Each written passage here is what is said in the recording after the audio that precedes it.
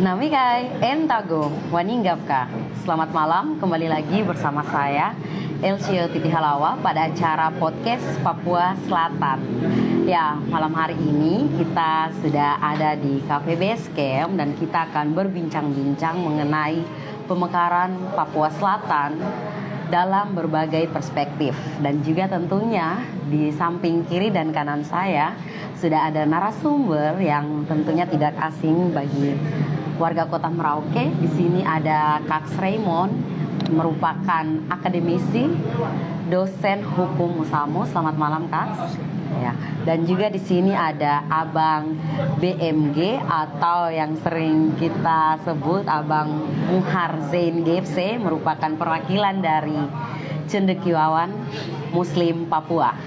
Dan di sini juga ada Kakak Tito Kapisa yang merupakan Ketua Pemuda Akar Rumput, serta ada Om Lanko yang merupakan perwakilan dari netizen Info Kejadian Kota Merauke, yang mana kita ketahui Om Lanko ini sangat aktif untuk melihat kegiatan yang dilakukan podcast Papua Selatan dan juga menyuarakan suara-suara dari samping kirinya, suara masyarakat Kota Merauke ya. Selamat malam untuk kita semua. Iya, apa kabar ini abang-abang? Baik. Ya, sangat baik ya. Iya, dan malam ini tentunya di suasana yang baik ini kita akan berdiskusi, berbincang, dan juga mendengarkan apa tanggapan, harapan dari masing-masing. Kita punya bintang tamu malam hari ini. Untuk itu kita akan mengorek-ngorek terkait dengan pemekaran Provinsi Papua Selatan dari sisi akademisi. Oke, kita berikan waktu untuk Kak Raymond ya. Sebelumnya Kak Raymond boleh memperkenalkan diri dulu ya, karena ada pepatah yang mengatakan tak kenal maka tak sayang. Oke, Kak. Baik, terima kasih. Perkenalkan, nama saya Raymond dan sekarang saya sebagai salah seorang dosen di Fakultas Hukum Unmus tentunya. Dan saya tinggal di Perumahan Beten Lampu Satu Indah. Oke, Kak. Oke. Terima kasih ya untuk perkenalan Kasih. singkatnya.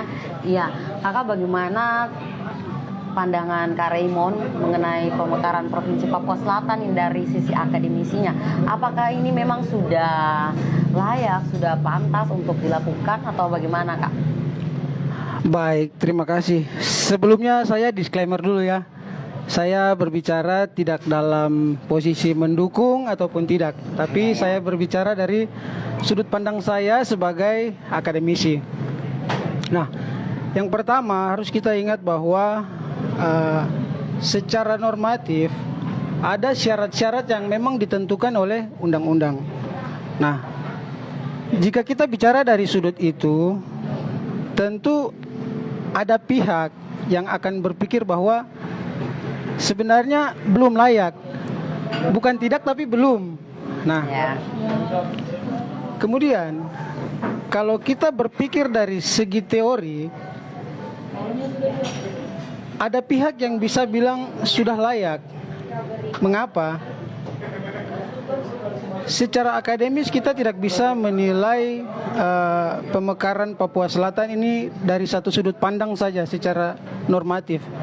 Tapi kita bisa lihat dari sisi keadilannya. Saya kasih contoh. Ketika misalnya Papua Selatan ini jadi, tentu syarat-syarat yang lain itu bisa terpenuhi. Misalnya kualitas SDM-nya secara tidak langsung bisa didorong. Ya. Terus PAD-nya misalnya. Nah, tapi tentunya kita tidak bisa mengesampingkan begitu saja apa yang sudah diatur oleh undang-undang. Nah, untuk itu perlu sebenarnya kita mengkaji betul-betul dari sisi sosiologisnya, dari segi antropologisnya, dari sisi politiknya. Jadi saya secara pribadi, ya memang kita harus mengkaji lebih jauh dulu. Makanya tadi saya disclaimer dulu, saya berbicara tidak dalam posisi setuju atau tidak setuju. Tetapi saya sebagai seorang akademisi harus saya teliti dulu. ya, untuk memastikan informasi yang benar-benar valid, baru saya bisa katakan itu ya atau tidak. Nah, dari segi teori misalnya ada seorang pendapat hukum, dia bilang begini, seorang ahli hukum dia punya pendapat gini, kepastian hukum boleh kita tabrak demi mencapai nilai keadilan.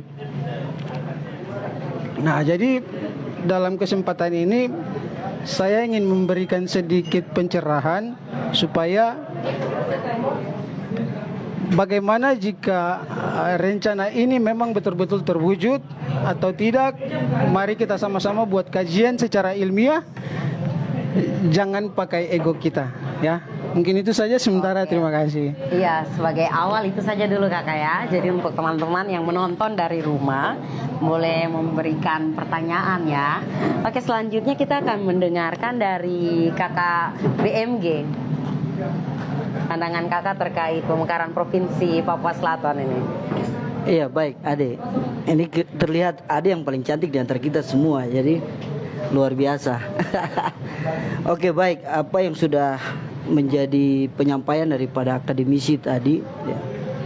Artinya kalau saya mau lihat bahwa dalam perjuangan untuk pembentukan Papua Selatan ini sudah cukup lama ya. Perjuangan itu dia sudah bergulir mulai dari kepemimpinan Bapak John Gluba Gepse ya, yang kemudian ya kita melihat di dalam proses perjalanan bisa dikatakan kurang direspon oleh provinsi pada saat itu. Kurang direspon, karena ya. Memang dinamika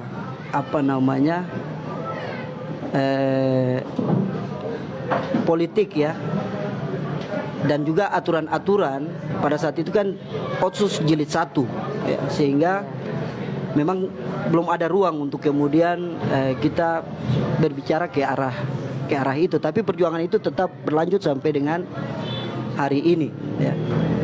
Dan syukur puji Tuhan, alhamdulillah kita melihat hari ini ruang itu sudah sangat terbuka luas ya, dengan evaluasi pintu masuknya dievaluasi Otsus jilid 2 ini memberikan ruang yang sangat terbuka untuk kemudian apa yang kita harapkan, perjuangan yang selama ini kita bergumul dengan itu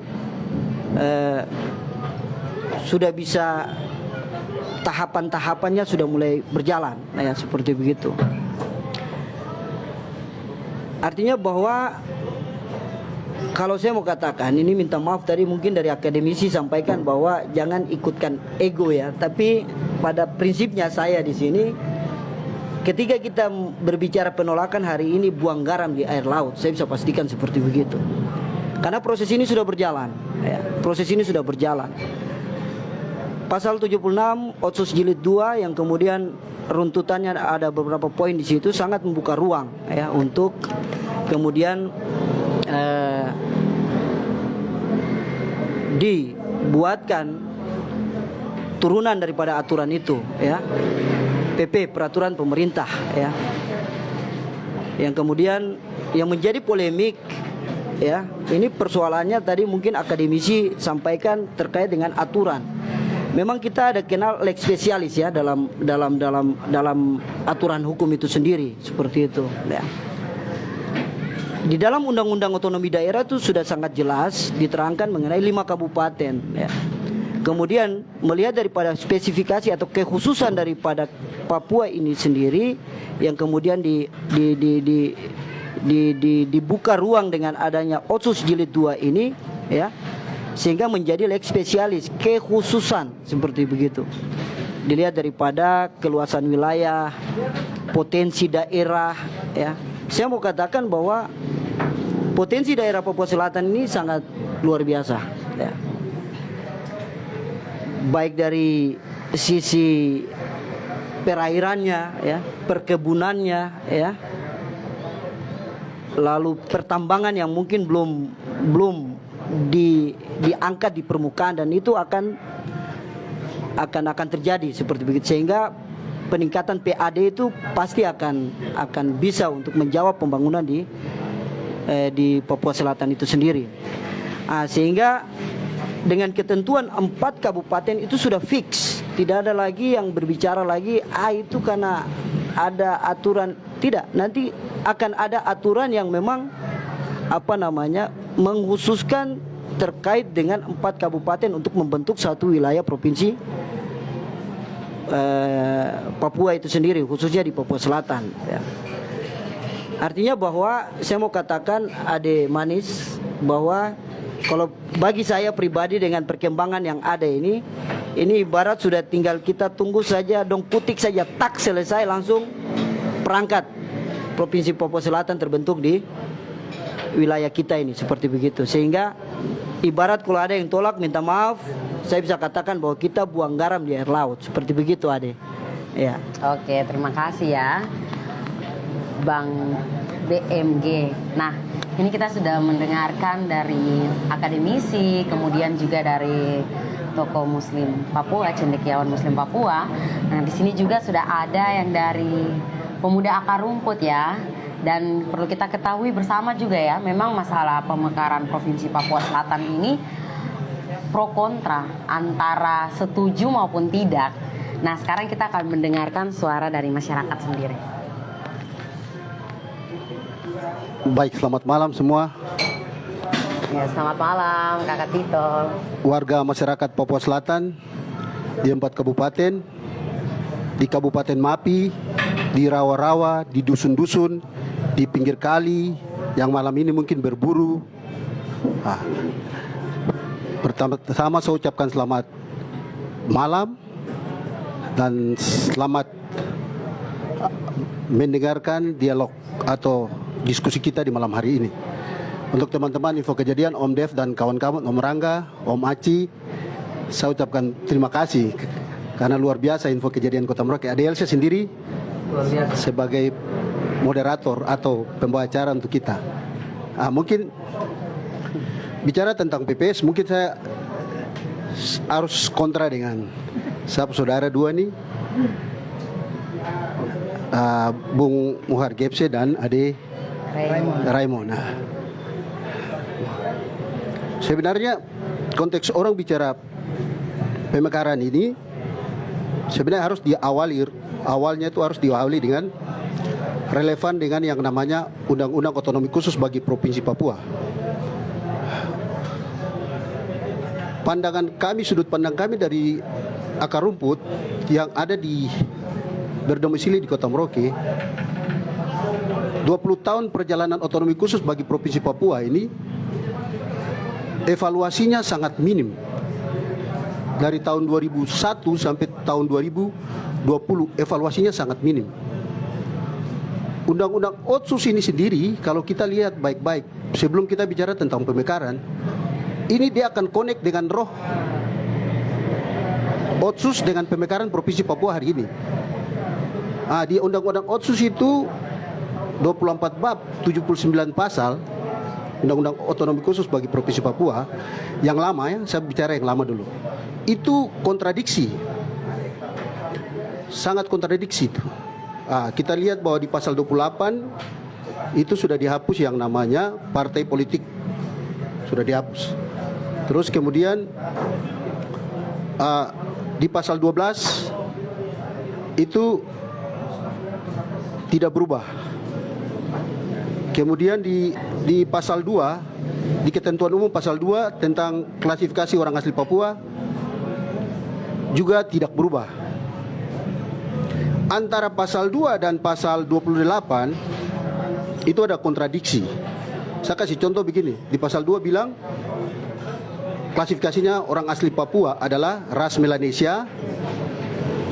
Kemudian orang yang diakui dan diangkat melalui masyarakat adat menjadi orang Papua. Itu ada klasifikasi yang tulis begitu. Sementara di pasal 28 ayat 3 itu ditulis begini: rekrutmen politik oleh partai politik di tanah Papua diberlakukan dengan memprioritaskan masyarakat asli Papua. Yang saya mau bicara malam ini relevansinya dengan pemekaran Provinsi Papua Selatan. Saya memang agak pesimis, jujur. Pesimis karena kita lihat roh Otsus itu, yang pertama afirmatif atau keberpihakan, yang kedua protection atau perlindungan, Yang ketiga empowering atau pemberdayaan. Yang keempat akselerasi atau percepatan.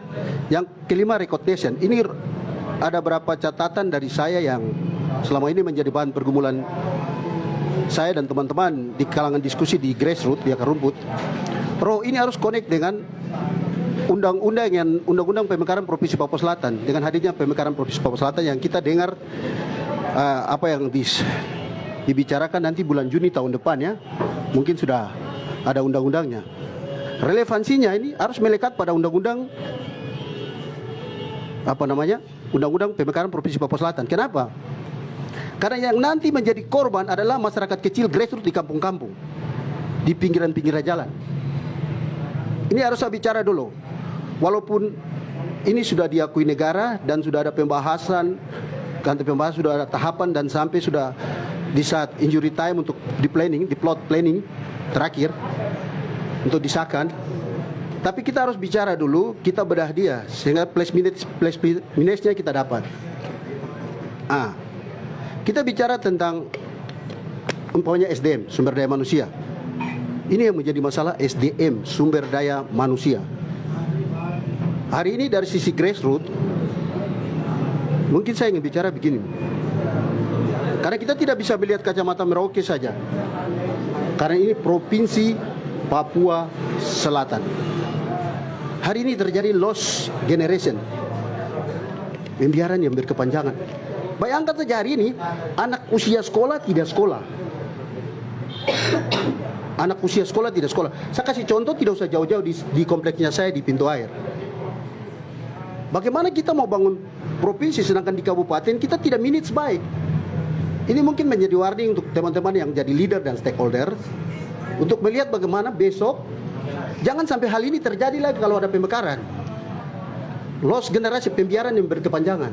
Lost generasi kalau saya bicara banyak kelemahan di SDM yang belum disiapkan. Ya, ada dari akademisi ya, hormat Bung Muhar ya. Jadi pembiaran, anak usia sekolah tidak sekolah, belum lagi anak yang putus sekolah, anak lem aibon. Ini kita bicara bagaimana kita mau planning dalam konteks visioner ke depan, sementara kita tidak menyiapkan sumber daya manusia yang baik. Ini bisa saja terjadi bom waktu di kemudian hari. Jadi saya harus kritis dulu supaya kita bisa melihat ini secara jernih. Jadi supaya ada keseimbangan.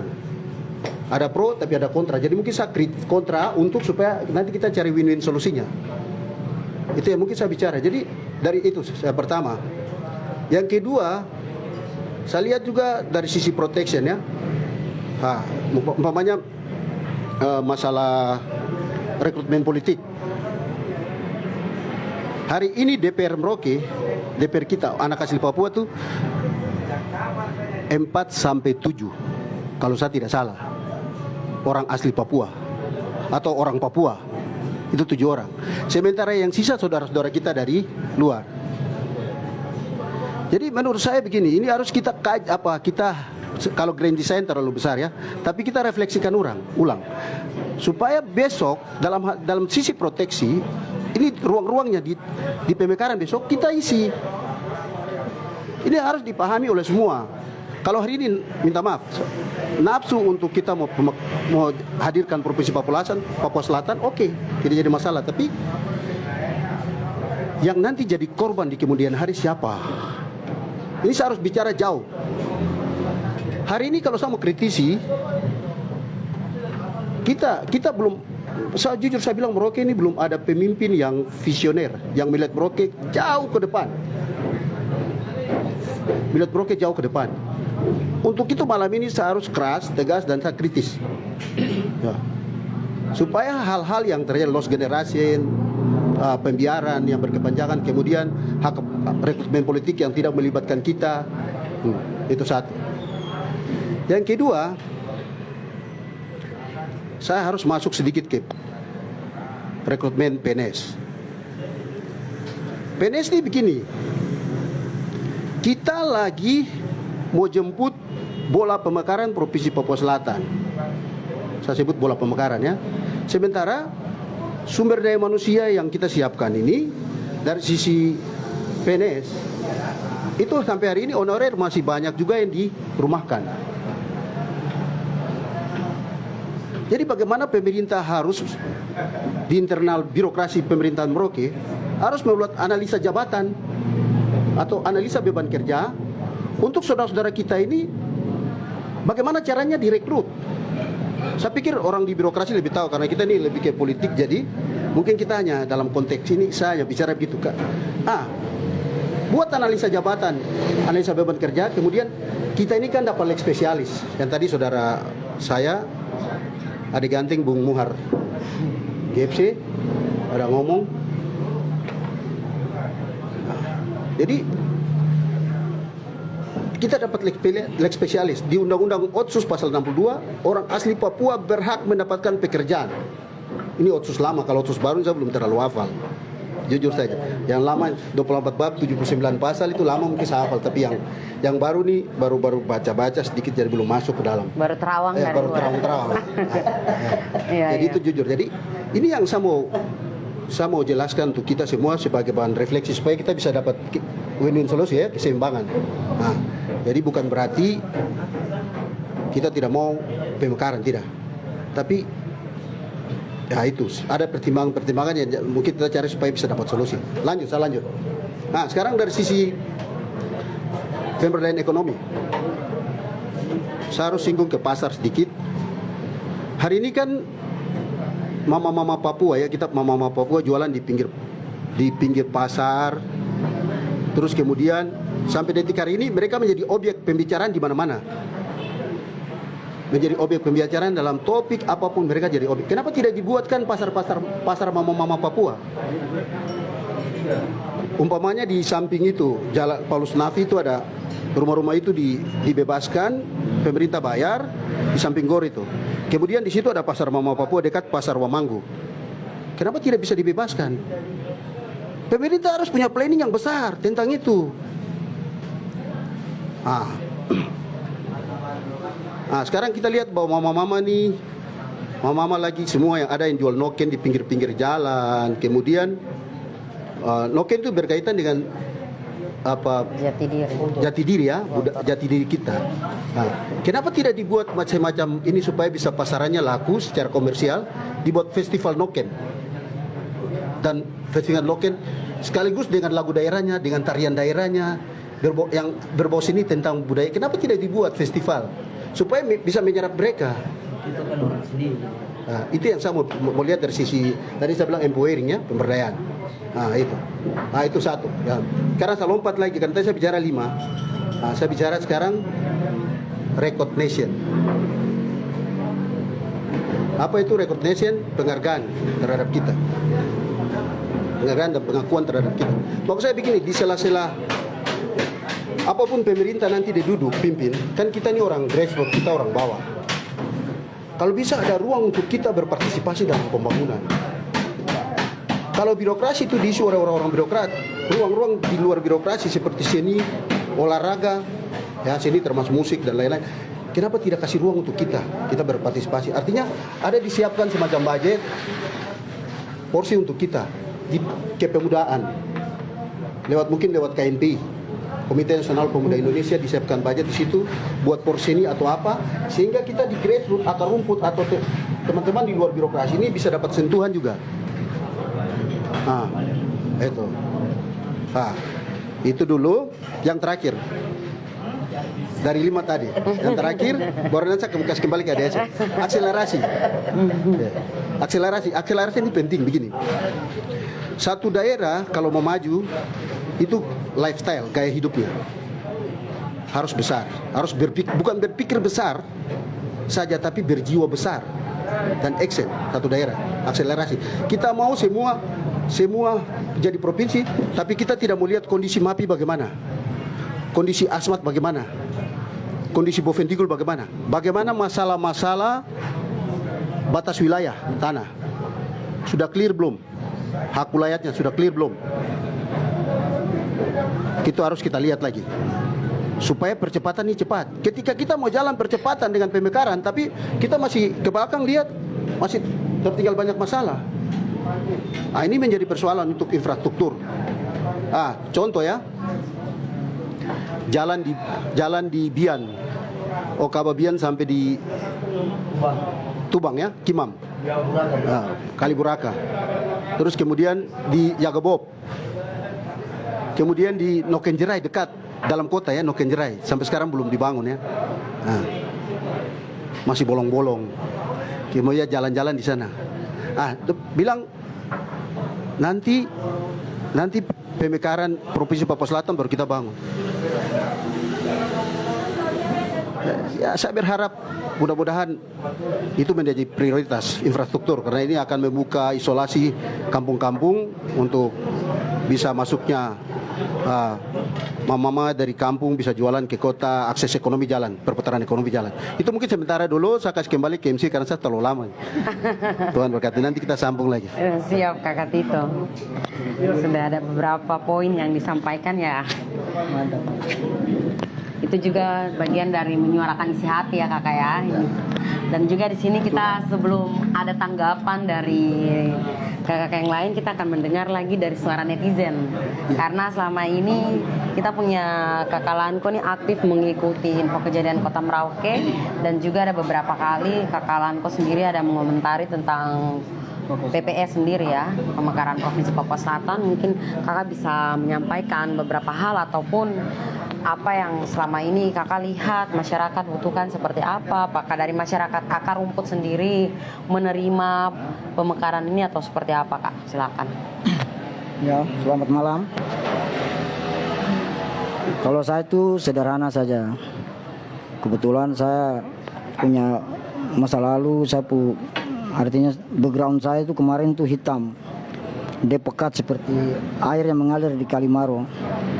Hari ini ya, hari ini saya mau bicara. Mari kita melihat PPS itu secara utuh, tidak setengah-setengah. Begitu. Itu saja sementara. Oke Kak, melihat secara utuh nih seperti apa Kakak, kita penasaran. Artinya kalau setengah-setengah kan orang bilang parsial ke apa itu toh. Jadi kalau utuh tuh konteksnya tuh yang kita lihat. Jadi kita tidak hanya melihat dari satu sisinya saja ya. Iya. Seperti kacamataku dan luar biasa. Iya. Seperti yang tadi nih kan Abang Muhar ini saya lihat ada di posisi pro ya, mendukung. Sedangkan kita punya Abang Tito, Kakak Tito ini ada di posisi tidak mendukung seperti begitu, karena memang ada hal-hal seperti begitu ya. Itu bukan tidak mendukung. Tidak, tetapi mendukung. Ada evaluasi yang harus dilakukan.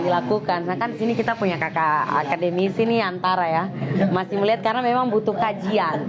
Oke, saya lanjut mungkin dari Kakak Muhar mau menanggapi yang disampaikan oleh. Saya pikir untuk Kakak persoalan kita di Kabupaten Merauke dan kabupaten lainnya di Papua Selatan ini, artinya dari sisi pemerintahan mereka sudah siap ya. Dan data-data tentang PNS sesuai dengan eselonisasi mereka, sehingga besok nanti penempatan untuk jabatan-jabatan strategis di provinsi itu pasti mereka sudah punya data-data itu, dan secara secara clear saya pikir itu sudah adalah seperti begitu.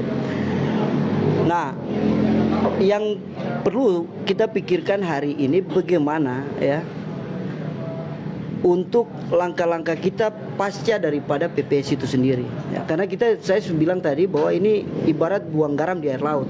Kita mau cerita penolakan lagi hari ini, sebenarnya barang ini sudah berjalan. Sekarang bagaimana kesiapan kita untuk mempersiapkan diri seperti itu.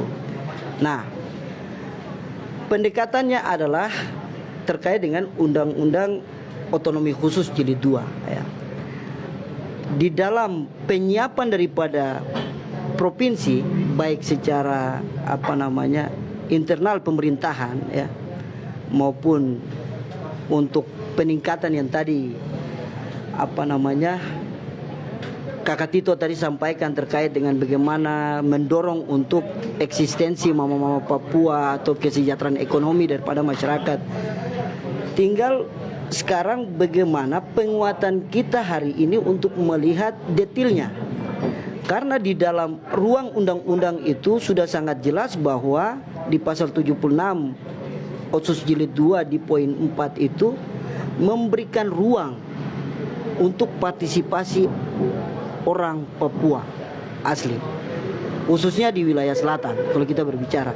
Sehingga yang menjadi yang menjadi penguatan adalah bagaimana pengawalan kita terhadap nanti jangan sampai kita MRP besok dorang mandul, tidak punya produksi aturan-aturan yang kemudian memproteksi tadi bahasa Pak Tito ya, untuk melihat ya masyarakat ini seperti apa, sehingga aturan-aturan Perdasus ya yang diproduksi oleh MRPS ya, seperti itu ya, betul-betul melihat daripada kesejahteraan masyarakat itu ya. Dan juga mengenai pengusaha-pengusaha Papua harus ada.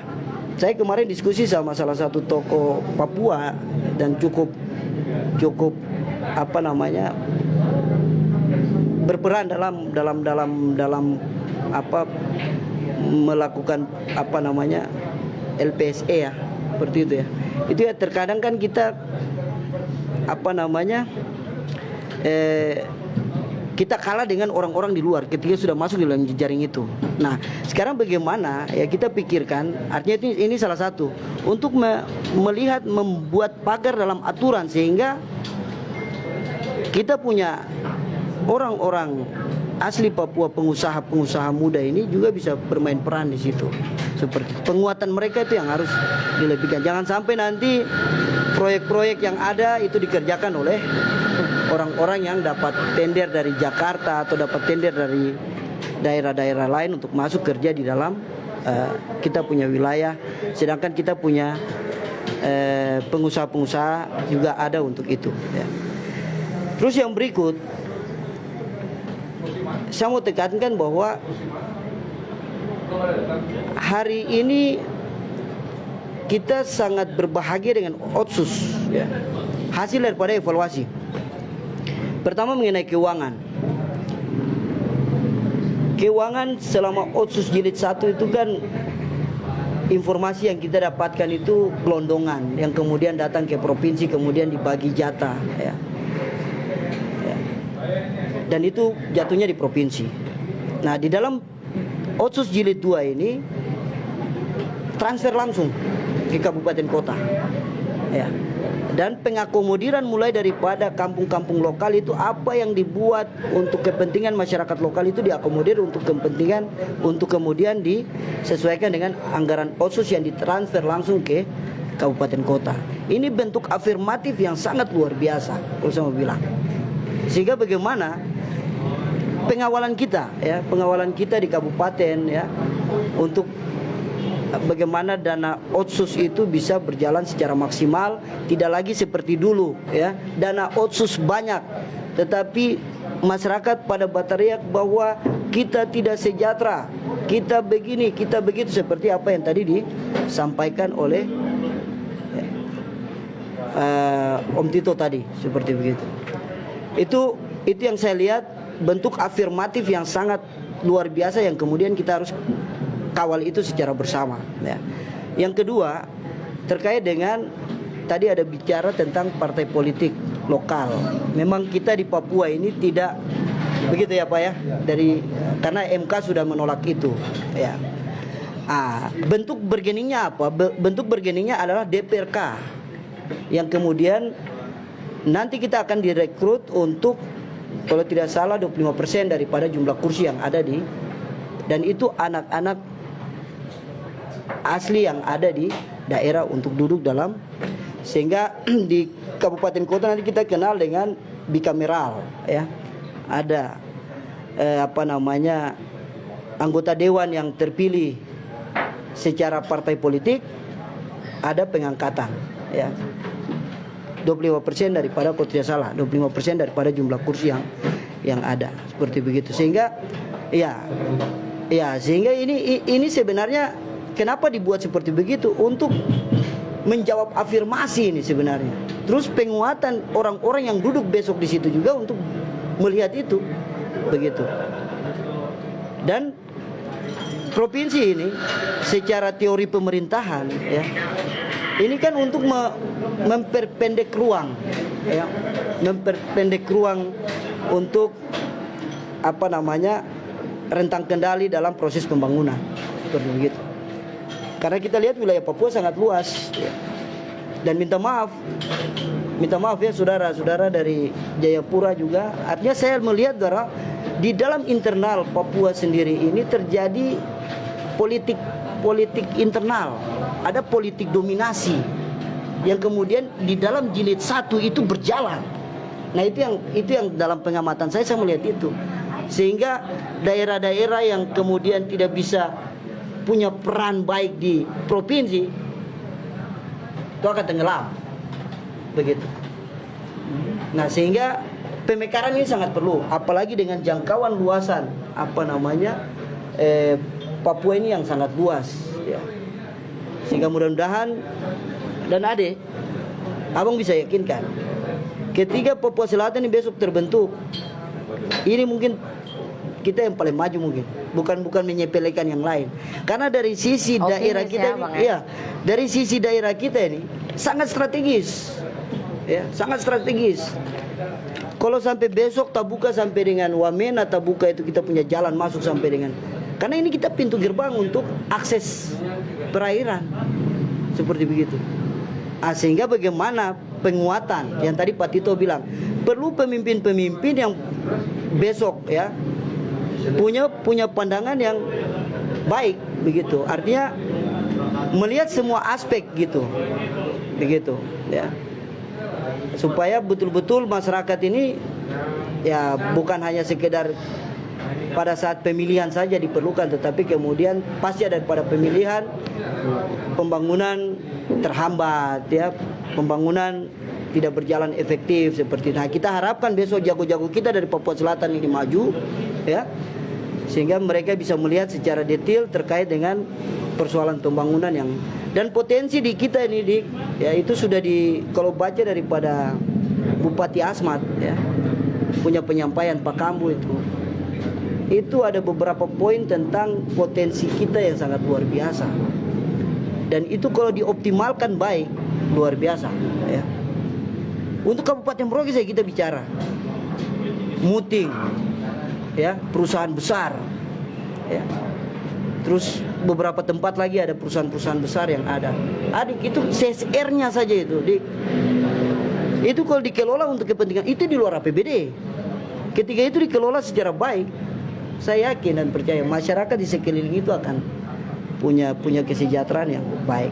Mungkin begitu, Adik. Artinya ini sekedar info saja, tetapi dalam proses Papua Selatan, kalau bagi saya kita tidak bisa tolak lagi, kita tetap dalam optimis, toh? Iya. Begitu. Makasih. Oke, baik Kakak.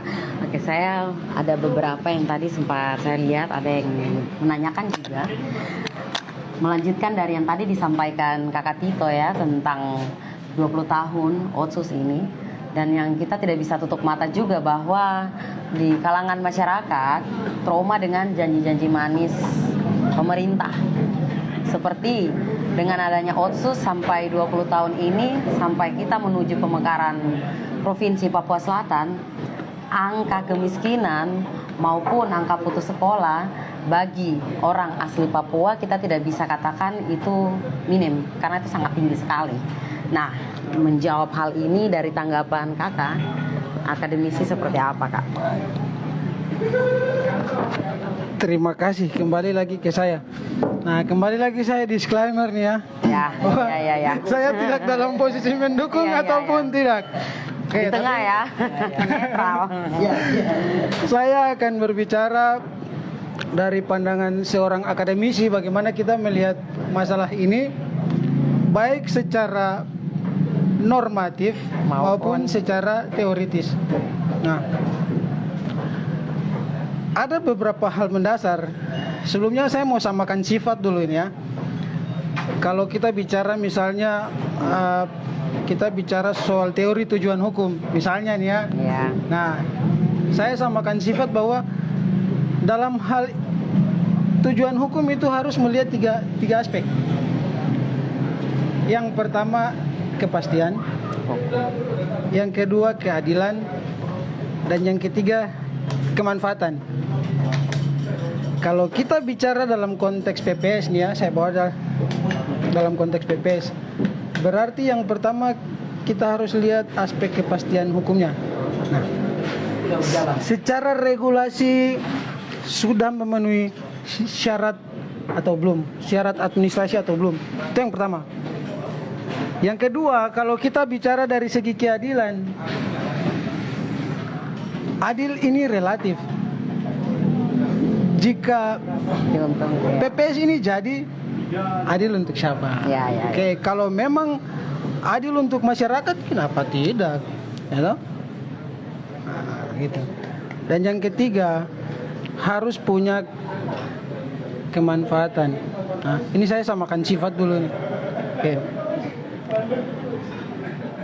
Sesuatu yang ditawarkan baik oleh pemerintah pemegang kekuasaan harus memberikan manfaat bagi masyarakat, ya, selain keadilan dan kepastian. Nah, terus saya mau sampaikan gini, kalau misalnya ini dalam posisi tidak setuju, misalnya, ya. Ada persyaratan administratif yang belum terpenuhi misalnya, ya. Terus kalau misalnya kita bicara lagi dalam hal setuju, kalau memang persyaratan administratif ini atau faktor-faktor yang harus dipenuhi misalnya SDM dan lain sebagainya bisa menjadi alasan ketika PPS ini jadi, semua itu bisa didongkrak, saya pikir sah-sah saja, ya kan? Tapi kalau tidak, kita harus berpikir bahwa ini harus dipenuhi dulu nih, baru bisa jadi. Wah, itu sah juga, ya kan? Makanya saya netral. Kita bicara dari sudut pandang sini sah, dari sudut pandang sini sah. Tergantung bagaimana kita bijak menyikapi ini, ya. Yang terpenting bahwa transparansi data. Data harus benar-benar akurat. Kita punya indeks prestasi SDM seperti apa, kita punya potensi sumber daya alam seperti apa. Tadi Kakak Dong bilang, weh luar biasa. Berarti sudah ada indikasi, ya kan? Tapi kalau misalnya dari segi administrasi belum lengkap nih, kita mau kasih jadi, dorong selesai. Kan aman, kita dapat jalan tengah. Itu, oke? Nah, dari sudut pandang akademis mungkin saya punya cara berpikir seperti itu. Lebih dan kurangnya saya mohon maaf dan kita bisa cari jalan sama-sama untuk kita bincang ya. Kita bahas lagi. Oke, terima kasih. Ya, dari Kakak Anko ada yang mau disampaikan. Tentunya Kakak sudah mendengar tadi dari Bang Muhar dan juga dari Kakak Tito serta dari Kak Raimon. Ini kita bicara tentang sudut dari masyarakat ya. Apa seandainya lah kalau PPS ini memang jadi 2024, harapan dari masyarakat itu seperti apa dengan evaluasi dari OTSU sendiri untuk orang asli Papua khususnya, Kakak? Ya, terima kasih. Kalau saya tuh melihat dari sudut yang terkecil saja, macam kita mama-mama yang jual jual lumut, jual kangkung babi. Nah, ini kan, ini kalau kita hanya di level itu, saya kapan kita maju? Jadi mungkin PPS adalah momentum jalan masuk kita untuk kita bisa maju. Kalau menurut saya mungkin agak berlawanan dengan Pak Tito kah? Begitu. Iya, jadi ini dari Kakak Lanko ini melihat bahwa kalau ada PPS ini akan ada peningkatan ekonomi dari masyarakat asli Papua ya. Nah, ini dari Kakak Tito bagaimana nih? Karena Kakak Lanko sudah langsung singgung Kak Tito nih. Padahal ini jarak jauh lebih dekat dengan Kakak Muhar sebenarnya. Luar biasa Kakak Langko ini. Ini kakak juga karena dia lahir tahun 1 tahun lebih tua dia daripada saya. Nah, mungkin Saya yang paling pucuk ya, Om ya.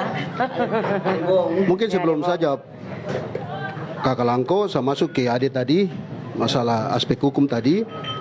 Memang di Undang-Undang 22 pasal 5 ya, tahun 99 itu sudah ada prasyarat tentang sebuah pemekaran Provinsi Papua Selatan. Potensi daerah, sumber daya manusia, luas wilayah dan lain sebagainya. Itu sudah ada di situ. Tinggal saya pikir pemerintah yang selama ini jalan sudah cukup baik don jalan. Cuma maksud saya di malam hari ini saya kritisi supaya kita dapat keseimbangan dalam nanti besok ketika mekar itu manfaatnya untuk siapa. Tadi Langko ada sebut tadi. Berarti mendukung ini kakak. Saya tetap dalam posisi mengkritisi. Iya. Mengkritisi. Ya, sebelum ada catatan ya. Catatan. Ya, jadi Menolak ada catatan juga kayak. mengkritisi ya. Mengkritisi. Jadi persyaratannya sudah di Undang-Undang 22 tahun 99, pasal 5 sudah ada. Kemudian bicara tentang pemekaran ini kan Undang-Undang nomor 1 tahun 62 sudah ada. Undang-Undang 12 tahun 69. Nomor 1 itu tentang pemekaran Irian Barat. Terus nomor 12 itu tentang pemekaran otonomi Irian Barat. Jadi sudah ada. Terus di TAP MPR nomor 15 tahun 1998. Nah, itu sudah ada tentang penyelenggara otonomi daerah. Nah, itu semua sudah perangkat hukum itu sudah ada. Yang sekarang kita tunggu, nanti tunggu menjadi poin penting itu tunggu Undang-Undang Pemekaran Provinsi Papua Selatan. Nah, sekarang yang masih jadi tanda tanya harus malam ini saya buka di kriteria calon gubernur. Saya harus ngomong di sini, ya, Bung War ya. Apakah dia muat tentang kriteria tentang karena di pasal 12 huruf A Undang-Undang Otonomi Khusus bagi Provinsi Papua itu dia tulis begini. Saya tidak bisa baca semua tapi warga negara Indonesia orang asli Papua. Apakah nanti dalam pemekaran Provinsi Papua Selatan yang undang-undangnya nanti keluar bulan Juni tahun 2022 besok itu, apakah di pasal yang sama dia sudah berubah atau masih tetap? Ini kita tunggu. Kalau kita mau bilang undang-undang ini merugikan saudara-saudara kita yang lain, ya. Kenapa bisa sampai saja merugikan ini? Ya, artinya undang-undang ini kalau dibicara dari sisi lain kan sedikit rasis ya. Artinya bahwa dia kenapa tidak berpihak kepada semua orang begitu. Yang penting dia punya hati untuk bangun tanah ini, dia bisa masuk. Tapi mungkin pemerintah melihat secara utuh Papua, tanah Papua di 29 kabupaten kota, bahwa mayoritas orang Papua itu adalah ras Melanesia. Itu yang mungkin pemerintah lihat dengan kita pun daerah ini kan daerah konflik. Walaupun Merauke damai, tapi Merauke pemerintah melihat secara universal global. Nah, ini yang mungkin pemerintah lihat sehingga nanti di pasal 12 itu apakah dia berubah? Nanti kita tunggu saja tanggal mainnya di bulan Juni. Dan jelas yang terakhir yang saya lupa tadi, saya harus bicara malam ini. Saya berikan apresiasi ke tokoh Papua Selatan ya. Bapak kita, Bapak John Globagepse yang sudah usaha dari tahun 2002 sampai dari awal tahun 2002 sampai sekarang. Kita tetap harus hargai beliau. Karena beliau itu pencetus. Kita berdosa kalau tidak hargai orang tua itu kualat itu, kutuk. Iya tidak boleh. Saya paling marah kalau orang bicara beliau tuh. Kita tidak suka beliau boleh dalam konteks politik, boleh tidak suka. Tapi jangan kita membenci. Itu kualat. Orang tua tuh kita kualat. Nanti kalau orang tua sudah kita orang tua macam sahab mama dos yang sudah meninggal, kita menyesal. Waktu hidup kita melawan dorang. Nanti dong sudah tidak ada dan kita duduk sendiri tuh menangis. Jadi saya minta tolong ya untuk kita semua dewasa dalam berpikir hargai orang tua. Saya berikan hormat untuk Bapak John. Bapak John ini kalau menurut saya kasih artinya minta maaf untuk Bapak John ya. Jangan Bapak marah saya. Saya sendiri pribadi. Bapak John ini the great figure of all time. Tokoh besar sepanjang masa yang tidak ada lagi. Begitu. Jadi tolong ya kita hormat beliau lah perjuangan selama ini. Jangan karena kita rasa hari ini barang sudah pamata baru kita lupa beliau. Itu mungkin saya singgung sedikit supaya kita ya harus tetap hargai orang tua. Terbuka lagi. Ya. Ya, jadi untuk Bapak John sendiri saya minta maaf dan Bapak marah saya ini saya bicara supaya hal ini semua lurus. Nah, itu saja mungkin dari saya. Ade mungkin kurang dan lebih saya kembalikan dulu. Oke, kita lanjut ya. Sepertinya semakin malam semakin panas. Iya, tadi kita sudah mendengarkan dari kakak-kakak ini pandangannya, ada mengkritisi, ada pro, ada juga yang menyampaikan kerinduan masyarakat dan juga dari sisi akademisi ya. Kemudian ini kita bicara lagi, kita lihat lagi di tahun 2022 persiapan untuk 2022 sendiri ada direncanakan untuk RUU-nya ya ditetapkan, kemudian dilanjutkan ke tahun 2023 Karateker dan juga dilanjutkan ke tahun 2024 yang diharapkan memang sudah ada pemilihan gubernur yang mana kita punya Bapak Tito Karnavian ini saja sudah datang juga ke Merauke ya, sudah ada tim kajian juga dari UGM. Nah, ini mungkin saya akan korek lagi dari akademisi kayak tadi bicara tentang kajian. Nah, ini sudah ada informasi yang kita dapatkan, beritanya juga sudah dikeluarkan terkait tim UGM juga akan datang untuk mengkaji ini jauh lebih. Nah, bagaimana dari Universitas Musamus? Kan salah satu syarat untuk PPS itu juga kan harus ada universitas negeri. Nah, ini kita sudah punya Universitas Musamus yang mana anak-anak negeri kita sendiri untuk peningkatan sumber daya manusianya ada di situ. Diharapkan mereka keluar memang yang akan menjadi pemimpin-pemimpin di tanah Papua ini, Papua Selatan. Nah, untuk hal ini apakah sudah ada informasi yang kakak dapatkan atau mungkin ke depan ya akan ada kerjasama dengan UGM dalam hal mengkaji nih kakak? Baik, terima kasih. Sebelumnya saya mau sampaikan bahwa kemarin memang betul ada tim datang, tapi saya kebetulan tidak ikut dalam diskusi itu, ya, karena untuk menyambut Dies Natalis itu saya kebetulan lagi nge-MC di lomba debatnya. Nah, jadi seperti apa hasilnya, seperti apa saya belum mendapat informasi sampai ke situ, tapi kita semua berdoa hasilnya semoga baik. Amin, amin. Apapun yang terjadi harapan saya baik, harus baik. Iya. Karena ya Demi kesejahteraan masyarakat juga ya. betul. Saya tinggal di sini. Prinsipnya di mana bumi dipijak di situ langit dijunjung. Ya kan? Saya dari tempat lain tapi karena orang tua saya mengabdi di sini sampai tutup usia di sini, mau kemana lagi? Ya kan? Jadi apapun yang mereka hasilkan pembicaraan kemarin, saya belum tahu sampai ke sana informasinya seperti apa. Tetapi apapun itu, saya harapkan itu terbaik. Mungkin itu saja. Selebihnya nanti ya kalau ada kajian lagi, syukur-syukur kalau saya bisa dilibatkan. Ya, mungkin bisa jadi kebanggaan buat saya anak Papua bisa terlibat di dalam situ. Dan itu juga yang diharapkan supaya pemekaran Papua Selatan ini juga anak-anak Papua semakin banyak begitu kakak ya. Dan memang kemarin waktu saya pulang mulai pertama ngajar itu saya sudah seperti didoktrin begitu bahwa tanggung jawab saya ini sebenarnya untuk SDM anak-anak Papua nih khususnya. Amin, amin. Ya, kira-kira begitu. Memang ya. harus siap ya SDM-nya ketika barang tuh tentu akan jadi, kita tinggal menunggu waktu saja begitu kakak ya. Jadi bagus, apa tadi sedikit terkait dengan kajian tadi, pendekatan hukum tadi. Artinya kalau kita lihat dari sisi pendekatan hukum tadi yang Pak dosen tadi sampaikan itu, yang pertama adalah dari sisi apa tadi Pak? Kepastian. Artinya kita lihat dari kepastian, ini langkah sudah pasti. Dalam artian sudah ada dia punya aturan. Ya. Nah terkait dengan 5 atau 4 kabupaten, ini sebenarnya sudah ada regulasi, regulasi yang kemudian diatur untuk mengakomodir apa yang kepentingan leg spesialis itu, seperti itu. Ya. Dengan adanya PP yang kemarin sudah ditetapkan itu, terkait dengan apa DPRK apa segala macam ya, turunan daripada ya.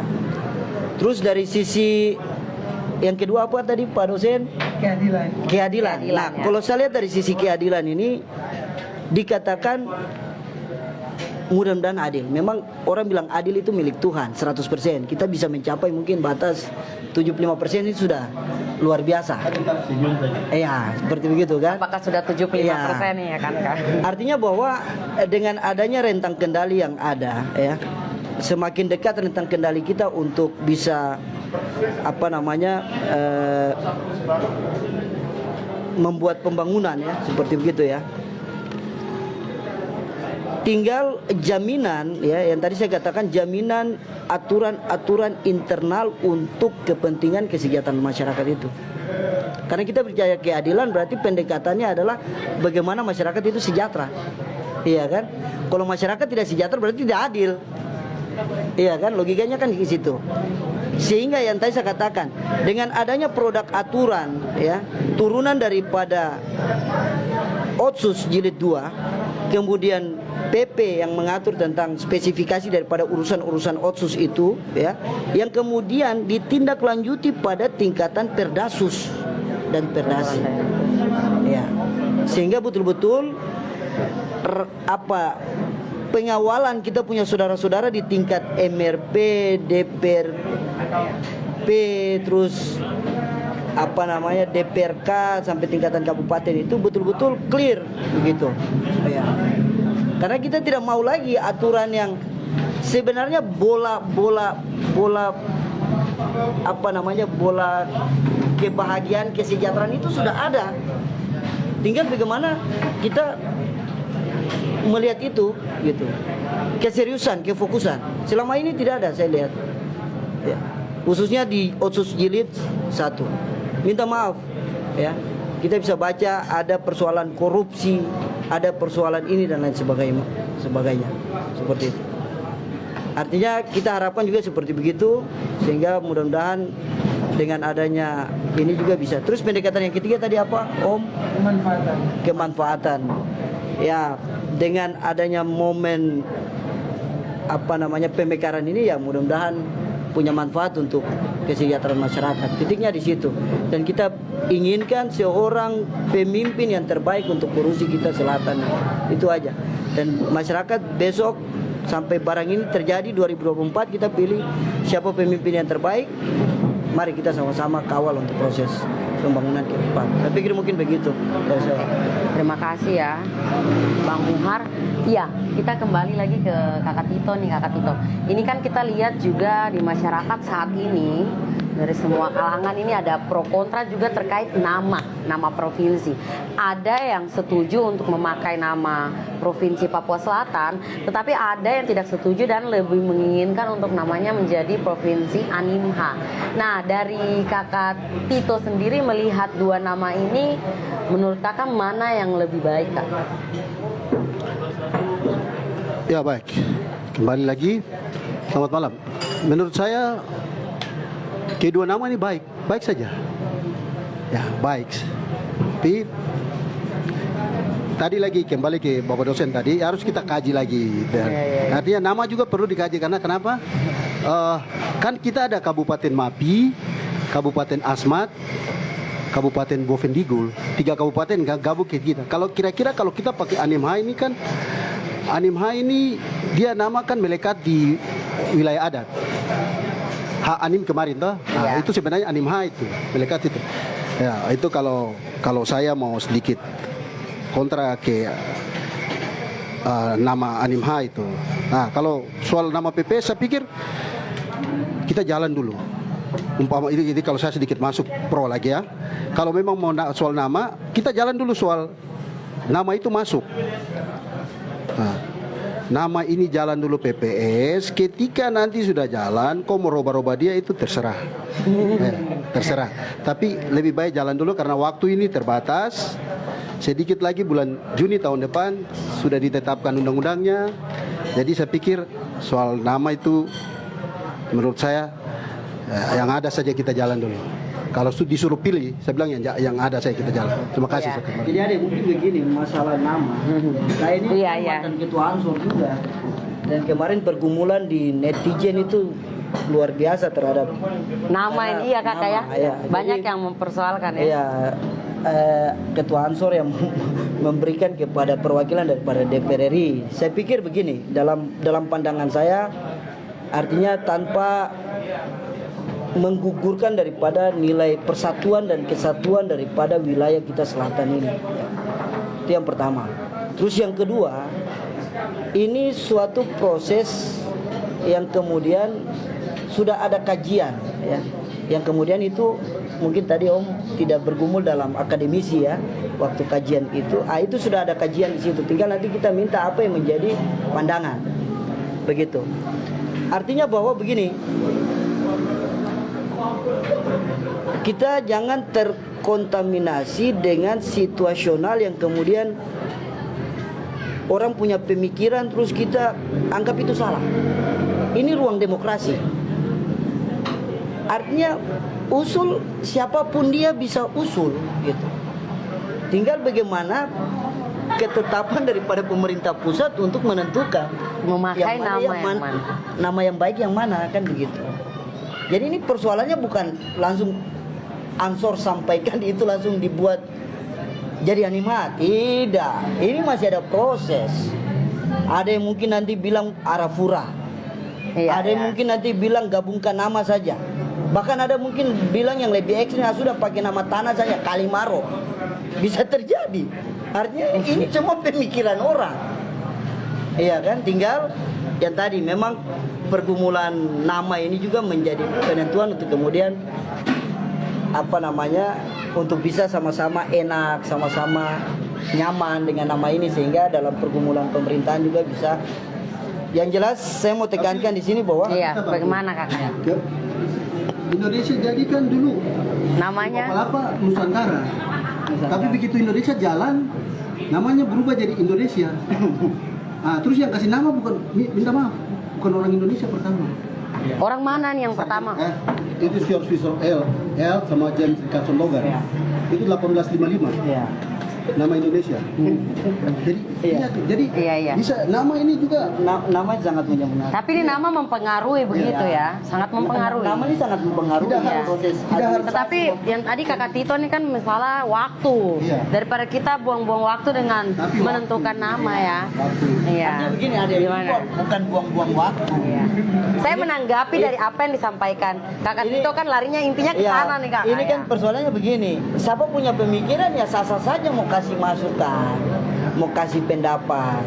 Cuma diharapkan jangan menjudge bahwa pikirannya salah sampai dengan tudingan bahwa hal-hal yang tidak bagus seperti begitu. Akhirnya kasihan kan begitu. Padahal ini semua juga kita sayang semua nih Papua Selatan, ya kita pingin untuk apa yang terbaik begitu toh. Berarti dari sudut pandangnya teman-teman ini melihat nama Animha karena ini memang cuma saya tidak bergumul dalam dinamika itu, analisanya tidak.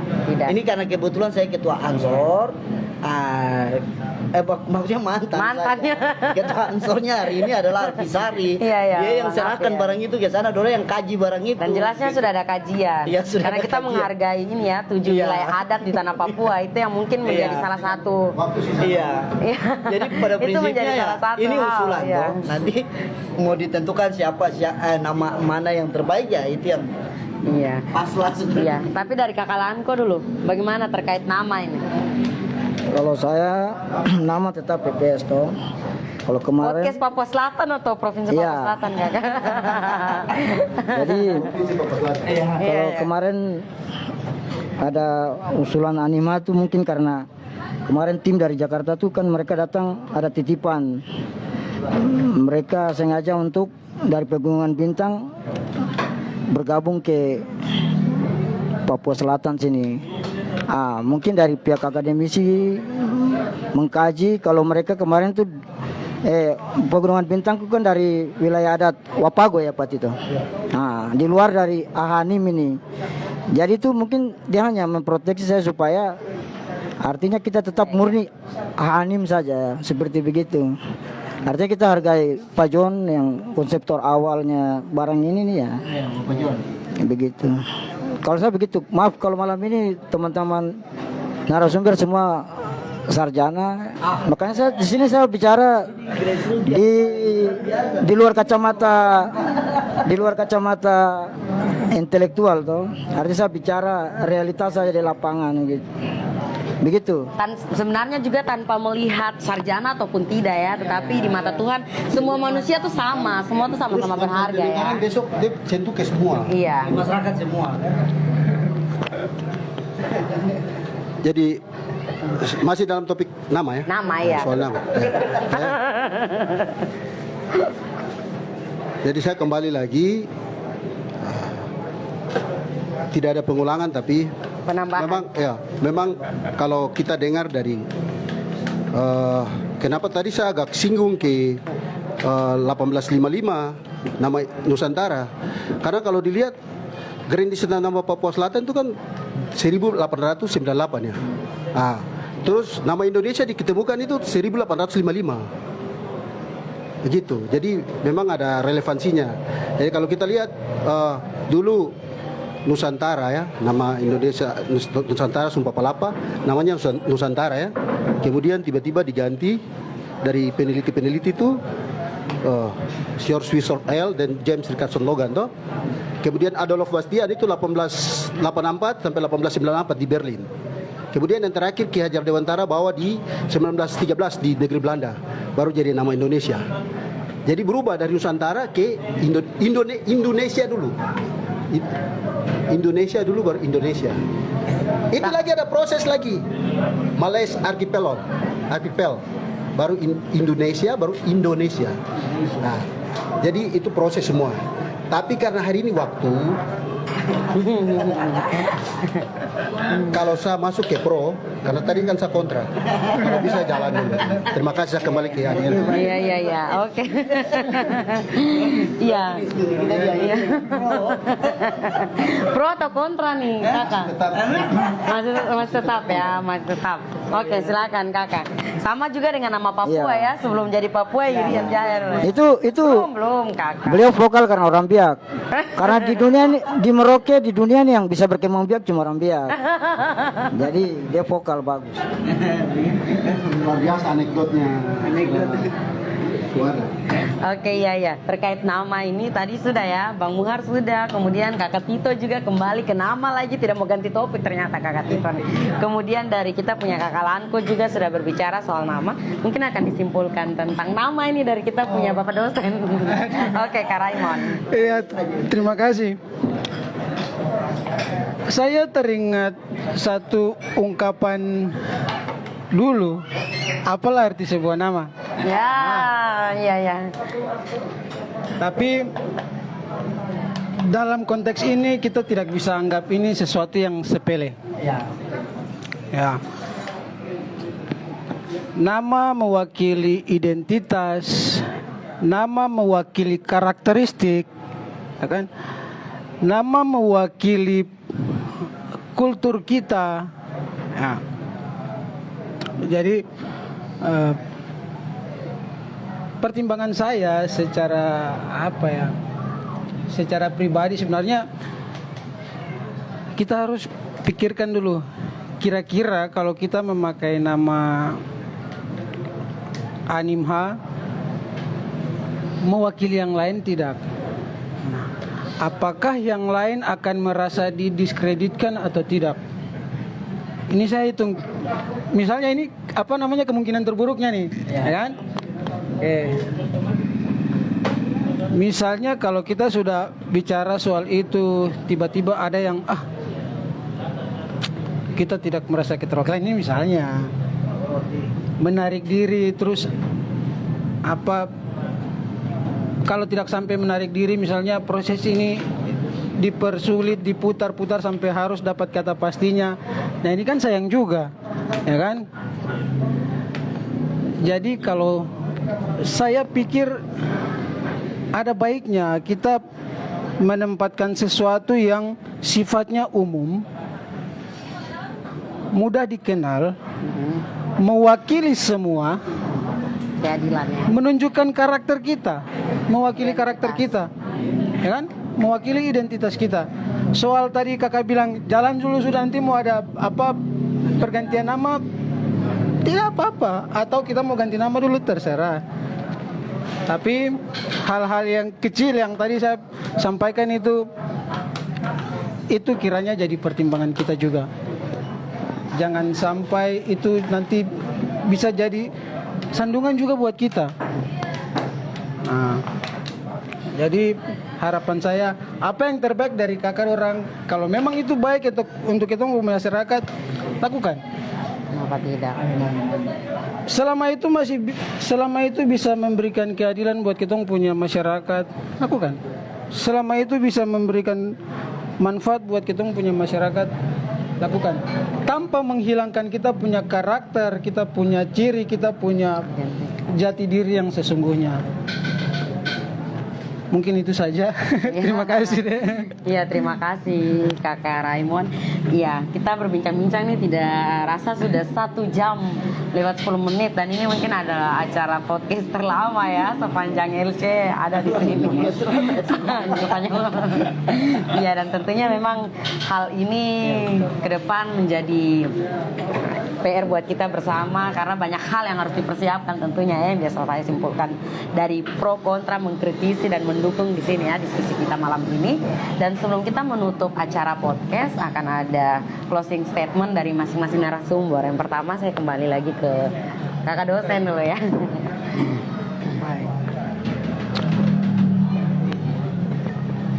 Kembali lagi saya ungkapkan perasaan saya sebenarnya. Saya tidak menempatkan diri sebagai yang mendukung ataupun yang menolak. Tetapi harapan saya untuk teman-teman yang bergerak untuk kemajuan PPS atau bergerak dalam hal lain untuk membangun kita punya daerah ini, harapan saya berikan manfaat buat kita punya masyarakat, berikan keadilan buat kita punya masyarakat, dan berikan kepastian buat kita punya masyarakat. Itu saja. Terima kasih. Terima kasih ya, 3 hal yang menjadi inti dari apa yang kakak harapkan. Ya, selanjutnya closing statement dari kakak Lanko. Kalau saya mungkin PPS harus jadi, PPS harus jalan. Itu saja. Terima kasih. Selanjutnya kakak Tito dari Pemuda Akar Rumput. Baik, di closing statement itu mungkin saya ingat kepada kita semua untuk segera mempersiapkan segala sesuatu yang sifatnya tadi lah 5 roh itu: affirmative, protection, empowering, akselerasi, dan recognition. Harus libatkan orang Papua dalam segi apapun untuk pemekaran Provinsi Papua Selatan. Dan ingat, jangan lambat, kerja ekstra. Mudah-mudahan dengan hadirnya PPS ini dapat bermanfaat bagi grassroots. Terima kasih, Tuhan berkati. Shalom. Ya, terima kasih ya. Dan yang terakhir closing statement dari kita punya cendekiawan Muslim Papua. Iya, baik. Abang Umar. Yang jelas kesimpulan daripada saya secara pribadi, Pak Tito akhirnya mendukung juga begitu. Masih kontra, Intinya ya, bahwa jelas. ya artinya ada keseimbangan. Tapi pada prinsipnya catatan-catatan yang tadi sampaikan luar biasa. Kesimpulan saya yang pertama, kita tetap mendukung apa yang menjadi proses pemerintah ya, untuk pada intinya untuk bagaimana mensejahterakan masyarakat dengan adanya pemekaran wilayah ini. Yang kedua, kita sebagai anak-anak negeri di sini, baik anak asli, anak keturunan, anak kelahiran, anak pendatang yang hidup di negeri ini, di Papua Selatan ini, mari kita bergandengan tangan ya untuk mewujudkan Papua Selatan yang maju tentunya seperti itu. Dan kita mempersiapkan, kita punya segala sesuatu, potensi kita di bidang kita masing-masing ya. Baik dari sisi siapa yang jadi pengusaha, ya persiapkan diri jadi pengusaha. Siapa yang jadi pendidik macam Bapak dosen, ya harus wujudkan ini. Siapa yang jadi pengusaha, Pak Tito, Paman Langko juga, kehidupan ekonomi untuk lebih baik lagi. Mari kita persiapkan diri untuk itu. Seperti itu. Jadi intinya kita mempersiapkan diri. Karena walaupun bagaimana barang ini akan jadi seperti itu. Sehingga kita doakan mudah-mudahan insyaallah tanpa berbicara lagi lebih banyak adik di kesempatan ini, saya mewakili daripada organisasi yang pernah saya pimpin ya. Karena ini ada selentingan di Ade dong punya kejadian Kota Merauke juga ya. Artinya itulah dinamika ya. Kita harus belajar suatu dinamika untuk kedewasaan kita ya. Artinya itulah hasanah keberagaman kita. Sehingga ketiga keberagaman itu menjadi satu ikatan, maka kita akan menjadi kuat seperti begitu. Mudah-mudahan kita akan bergandengan tangan semua untuk mewujudkan yang lebih baik lagi. Terima kasih. Ya, terima kasih, luar biasa sekali ya malam ini. Kalau di kampus mungkin sudah 2 SKS ya.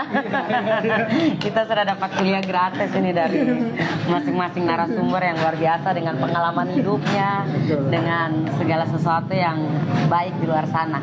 Ya teman-teman, kita punya acara podcast Papua Selatan malam hari ini dengan kita punya judul temanya tentang pemekaran Provinsi Papua Selatan dari berbagai perspektif sudah kita lakukan. Dan bagi teman-teman yang ingin berjumpa dengan kita punya para narasumber malam hari ini, tentunya akan membuka pintu rumah dan juga pintu hati ya bagi siapa saja. Dan tentunya apa yang disampaikan ini kita harus ora et labora ya, bekerja, berdoa dan bekerja itu menjadi dasar. Oke, saya Elsia Titi Halawa pamit undur diri. Izakot BK Izakot Kai, satu hati, satu tujuan.